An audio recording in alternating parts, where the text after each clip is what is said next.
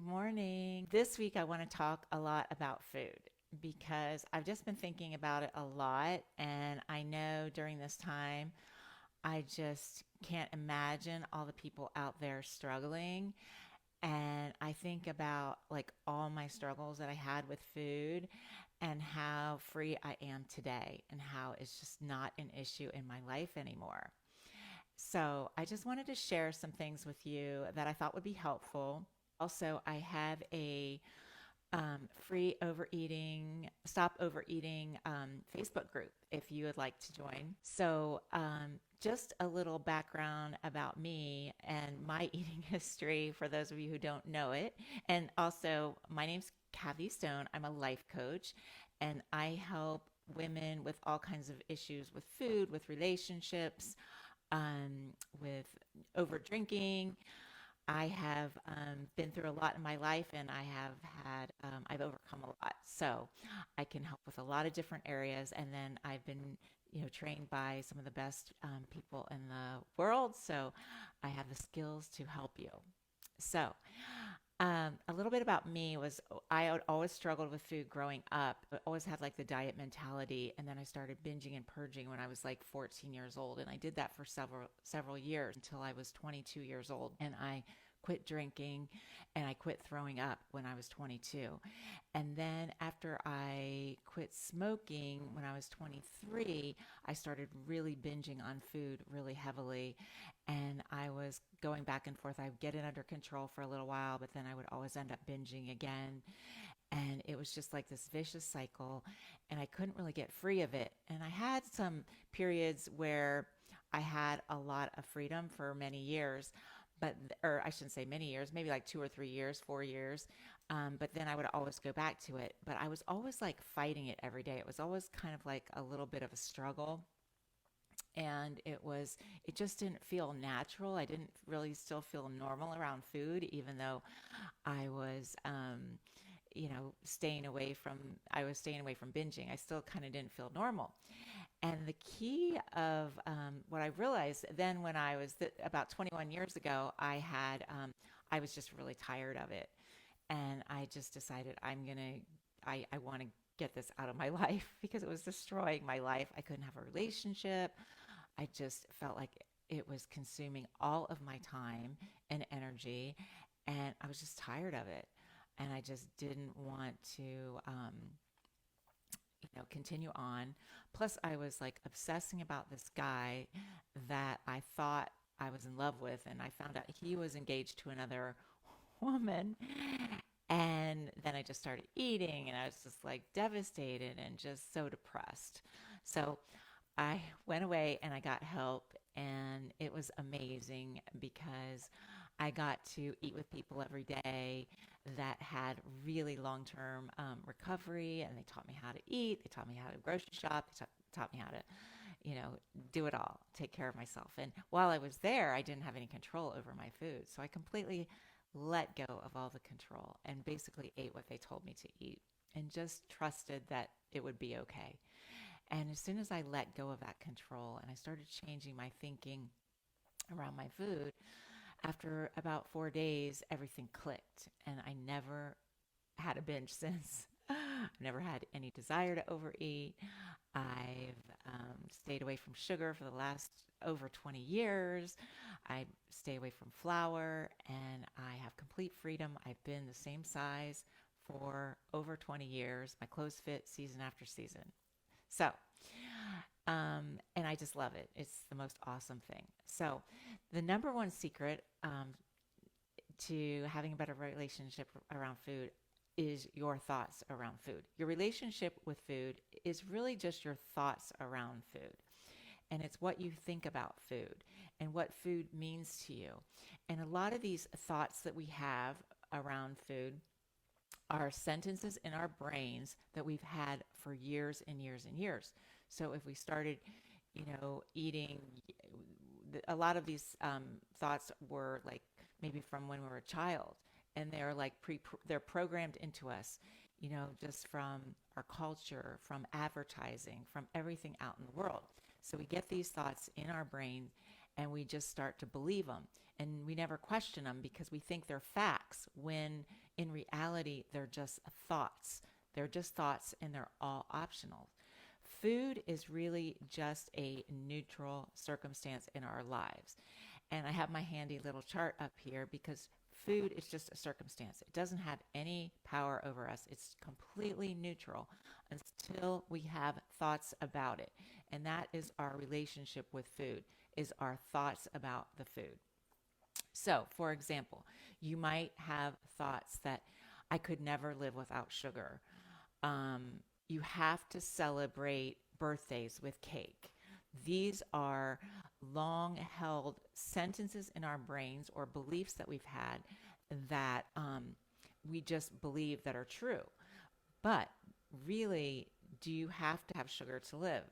I am a prime example, and I know a lot of other people like myself that haven't had sugar in years and years and years. And you don't need it to live. In fact, it is so much better without it. And once you get over it, and once you believe that, it's like truly amazing. Like you couldn't pay me $1 million or several $1 million to eat like cookies or cake or cupcakes. I have no interest in it. I really have no interest or no desire for it anymore. My desire is completely gone because once you get it out of your system and you reprogram your brain with new thoughts, a new relationship with food, food doesn't have, sugar doesn't have that much power over you. And then once you understand that really it's the dopamine hit that you're really after and that sugar really, can cause you long-term consequences, then, you don't want it. And you start to understand it. You understand like your brain a little bit more. So, but in any case, that's just a thought that a lot of people have that's optional. And you can think whatever you want, and that's fine. And I know a lot of people think that sugar, you can't live without it. And that's okay. You can think that. But I just want to let you know that it's optional and that your relationship with food is your thoughts around it. So, a lot of people think that food will always be a struggle. And, our diet industry has made millions and millions of dollars. Food does not have to be a struggle. It really doesn't. But that's just a belief that's been programmed into our brain. And even people I've seen that have gone through and gotten a lot of help, they're like, well, food's still a struggle. And I'm like, it doesn't have to be a struggle. It really doesn't have to be a struggle anymore. That's just a belief that you have in your mind. It's not a fact. And that is just a belief that you have about food. Food does not have to be a struggle. And I know many people like myself that it's just not a struggle. And I don't consider food a struggle at all. Now, I used to. I used to think that I couldn't live without sugar. I used to think that food was a struggle. I used to think that, you know, it was hard. That was my thing. This is too hard. I can't do it. And that was another thought I was having in my brain. It was too hard. And I really had to change that because your relationship with food is going to change when your thoughts around it change. Some people think our relationship with food changes when we go on these diets and our actions change. But no, your thoughts have to change around food. For you to have any a really solid relationship with food, your thoughts, those sentences in your brain have to change. Um, I can't control myself around food. So I hear this so many times from people that I help, and they think this is a fact. They think that I can't control myself around food. It's not a fact. That is a thought that you have about food. You believe that you have no control over it.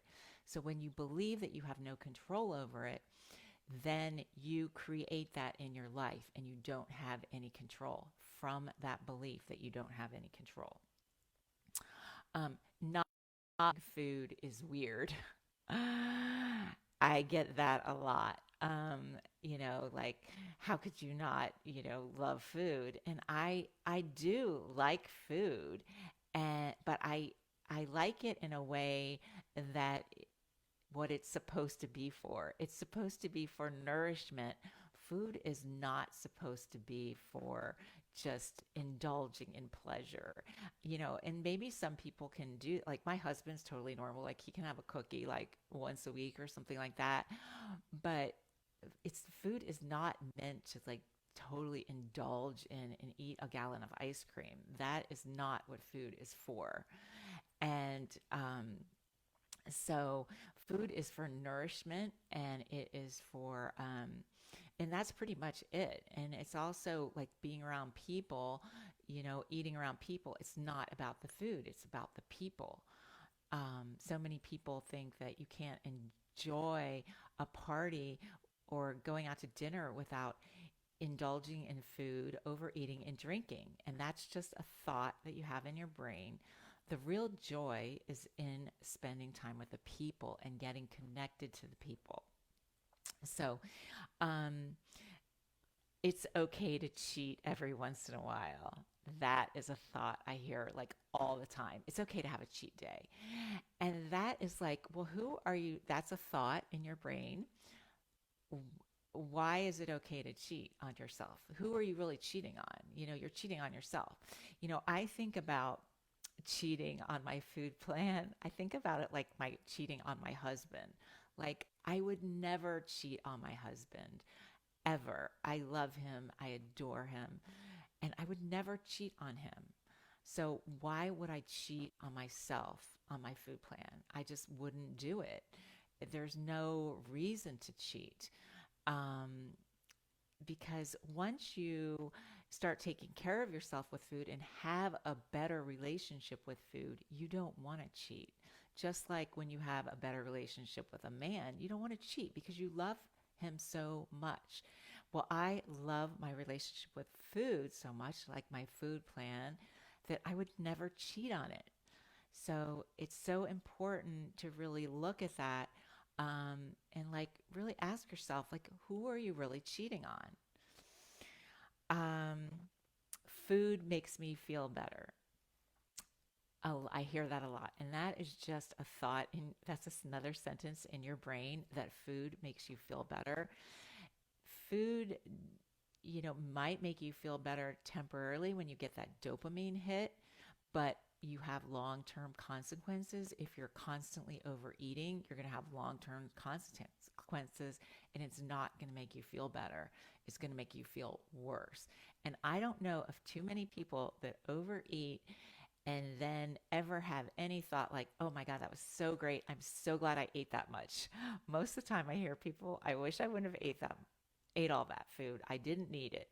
Um, I don't ever hear people, oh, I'm so happy. I just totally went wild on that buffet and just ate everything. I mean, I don't really hear too many people do it.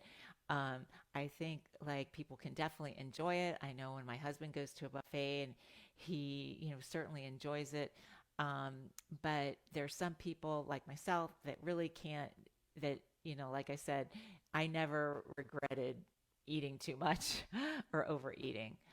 Um, so those are just some of the thoughts that I came up with. And you have to come up with your own thoughts around your relationship with food. What does food mean to you? What do you think about it? And those are, like I said, those aren't facts. Those are just sentences in your brain that you've probably believed for a long time. And if you want to have a better relationship with food, you really need to look at those thoughts, look at those beliefs that you have, and really just be open to maybe they're wrong, or I shouldn't say wrong. Maybe there's a new way to believe. Maybe there's a new way, a way that would better serve you, that you could believe, that would help you have a better relationship with food. And some of my thoughts today, and these are just my beliefs today, which is amazing to me because I was someone that felt like I had to binge and throw up in order to maintain my weight. And that was my belief for many years when I was younger. And then my belief was that I had to severely restrict my food if I wanted to be a healthy weight. But some of my thoughts today about my relationship with food are, I love my food plan. It gives me the freedom to travel, to go out to eat, to go to parties, and I can, be with people and not focused on food. Food is for nourishment, it gives me energy. I love to eat healthy food, it feels so good. Healthy food feels so much better than any kind of um, f- any kind of sweet treat or anything like that. Like, just healthy eating feels so good and it gives me so much freedom that I would never want to go back. Um, I don't cheat on myself. I love myself. I love my body. I take care of myself every day. These are my thoughts, and they took a while to believe and to really practice. You guys, I've been working on myself for a long time, but these are the beliefs that I was like open to practicing, and now I believe them. And this is what I do every single day. Even through this whole crisis, I don't um, I don't have any desire to overeat because I know I love being free and I love feeling good. I love waking up every day. I like being able to put on my clothes and they always fit and they don't feel too tight. And that to me is just amazing because I didn't have that for a long time. Some of my other beliefs are that I have so much more time now because I don't obsess about food. I have a wonderful relationship with a man because I can be present because I'm not obsessed about food. These are like all the things that I believe around food. So I just wanted to share that with you today that the most important thing is really understanding your relationship with food. And your relationship with food are your thoughts about it. So I'm going to talk all this week and break it down for you.